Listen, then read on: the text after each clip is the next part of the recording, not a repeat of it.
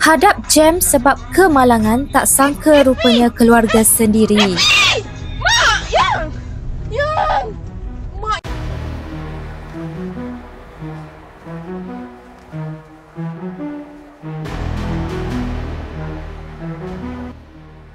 Baru-baru ini, satu rakaman dashcam yang dikongsi oleh sepasang suami isteri membuatkan ramai sebab. Dalam video itu, mereka sedang dalam perjalanan tersekat dalam jam yang panjang. Mungkin seperti ramai yang pernah berhadapan situasi serupa, mereka juga menyangka ia sekadar satu lagi kemalangan biasa, sesuatu yang sering berlaku di musim perayaan.